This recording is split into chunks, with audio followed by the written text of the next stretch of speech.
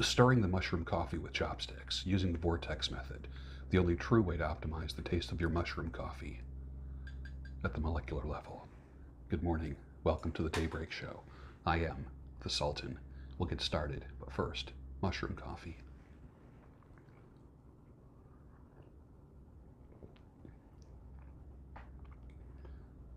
Nice. It's a new type of mushroom coffee that I'm trying today. It's coffee and 7 different types of nootropic mushrooms that increase focus, mental energy. I remember the last time I went on a round of mushroom coffee, I had, after 5 days, my writing improved so much. It was amazing. So we'll see. I won't recommend something unless I try it for a while. And if I feel like there's a boost of creativity or clarity, which usually takes about 5 days, then I will put a link for it down below. But I'm going to be doing this for 5 days. And then you'll find out.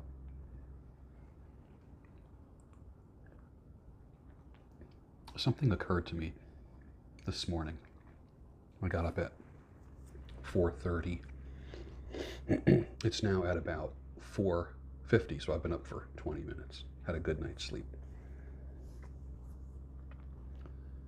Something occurred to me this morning as I was just making my coffee. I was thinking about people's usefulness. We are disposable in today's society.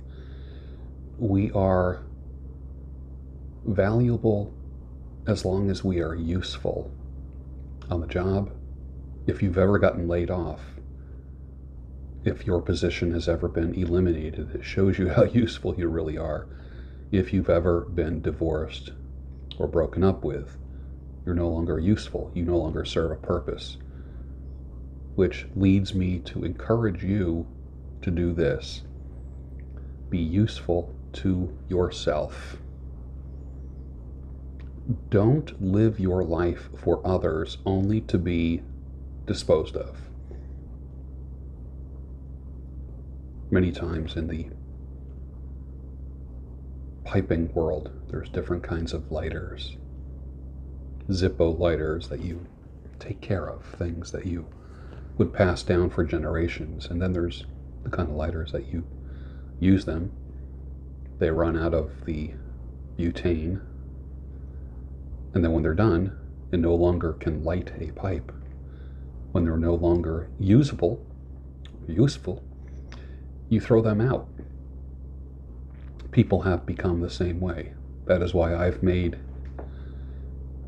moves to have things that are more permanent. Because I think the disposable philosophy in life has made its shift to human beings. And we are not disposable. But most of the people that you interact with, you will only interact with them as long as you are useful to them. You need to make yourself, it's going to sound selfish. You need to be the center of your universe. You can't burn out like an oil lamp for someone else. And then finally at the end, when there's no oil left, you get snuffed out. That almost happened to me once many years ago. And I vowed that it will never happen again. And you need to make that vow. And I'm not talking about being a selfish prick. I'm talking about looking out for yourself. If you are a productive, valuable individual, and you know your value, whoever you are, do not allow someone to declare you done, empty,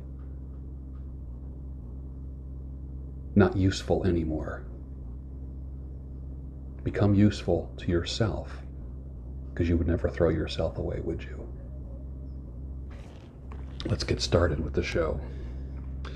The girls don't seem to care what's on as long as it plays till dawn. Nothing but blues and Elvis and somebody else's favorite song.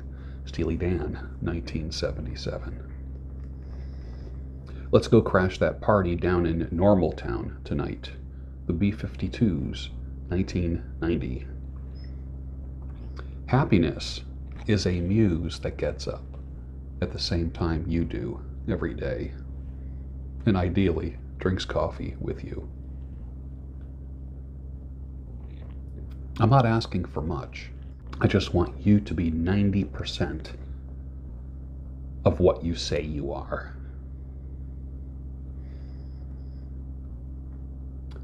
It's not normal. I used to say that all the time. It's just not normal. Something can be normal, which is nothing but a term used in statistics. If you took a statistics course in high school or college, you know there's the word norm, which means a lot of people are doing it. Normal, hence the word normal. Now, something can be normal but not be natural. And I want you to think natural now. Natural is the term you need to be using when you see aberrant, deviant behavior. It makes much more sense. The norm today, in today's society, there's a lot of weirdness out there. That's normal because the majority is partaking of it. What I want you to think about is what is natural. Half my life is books written pages, live and learn from fools and from sages. Aerosmith, 1973. There are evangelicals, Christian Zionists, Pentecostals, Southern Baptists, Calvary Chapelers, who right now believe that prophecy is being fulfilled in the Middle East. All their eyes are on the New Jersey-sized country. They're all relating this to Scripture right now with their maps and eschatological timelines. Not everything that happens in the news is a fulfillment of prophecy. I know there are Christians out there, and I know there's some of you watching me right now, that every time somebody farts in the Middle East, you have a scripture to accompany it. Sometimes shit happens, doesn't it? God is in control. You're not. Nor are your timelines, or maps, or novels by Tim LaHaye. Took a poll. I said, men, what would be your biggest apprehension about a woman you are with? 25% said, now remember I said biggest apprehension, 25% said she gets fat, 42% said cheating, 25% she loses respect for you, and 8% she wants a divorce. I would imagine if she cheats, let me put it this way, if someone cheats on you, that's automatic divorce. There's no coming back after cheating. No coming back. If you're married and someone cheats, well, you got to live with it. Don't announce it to anybody. Probably not a good idea. Ladies, have you tried eyebrow laminating, tinting, and a lash lift with tinting? The results are amazing. I've seen them, and they are beautiful. Very natural looking. Never bleed online. Twitter is not your autobiography or your journal. Don't talk to your wife or girlfriend about it. Don't use interviews for catharsis. Information only. You give information. Find a coach or somebody who understands your goals, social media, money, publicity, etc. Always have a little healthy skepticism, doubt, and paranoia in life. Just a little bit, and you'll be fine. Instagram. Interesting, huh? A day-by-day visual record of many women's descent into craziness after breakups and divorces. Various colored hair, new tattoos, going to concerts, hanging with the crazier girlfriend and the weirdo dude. They think they're living it up with their little empty, little orphan Annie eyes. I've just watched so many people on Instagram literally create an album of their craziness and their descent into unusability, decreasing their value on purpose in public for all to see. That's real ladylike, isn't it? How do you take your coffee, my sweet? I will raise the children if you pay all the bills. Where is my John Wayne? Where is my prairie song? Where is my happy ending? Where have all the cowboys gone? Paula Cole, 1996. Are there actually women out there that like the smell of body odor? Or are they from a culture where they will get their ass beat for saying something about it? You ever wonder that? The other day I was getting a haircut and a guy came in super well dressed, but my God, the smell was unbelievable. I just couldn't believe it. And I just glanced over and he had a wedding band on. He was waiting to get a haircut. And it was crappy enough sitting next to the guy waiting for a haircut. I felt sorry for the barber who had to cut his hair. Dudes, I don't give a shit what country you're from. Take a shower and stop smelling. Stop it. Stop it. It's not acceptable in 2020. You should not be smelling. No one sitting next to you should smell you.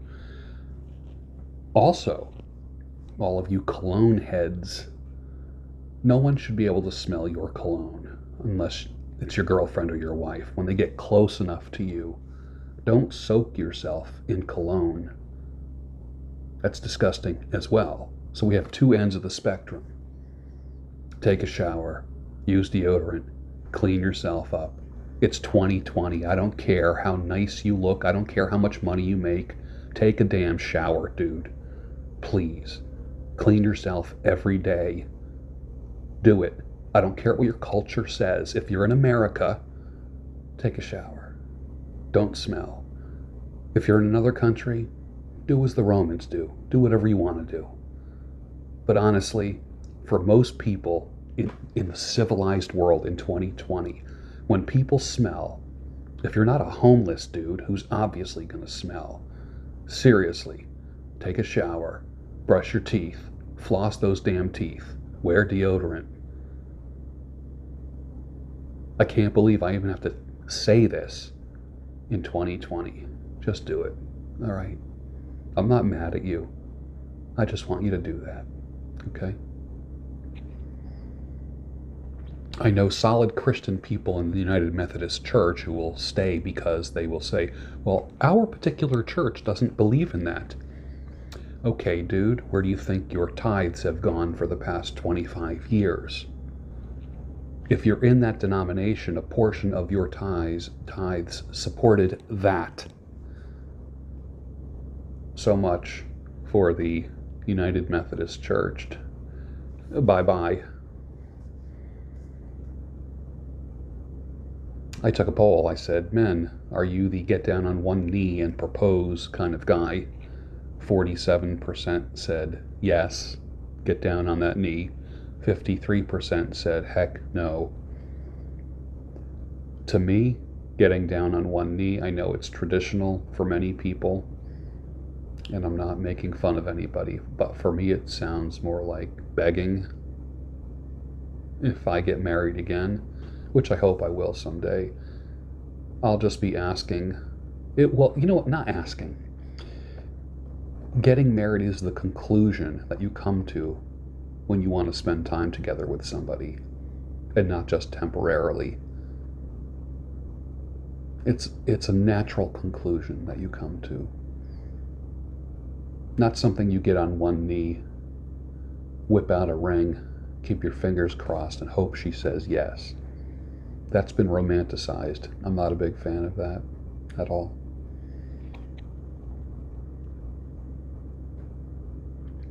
Pop quiz. Who benefits the most from us going to war with Iran?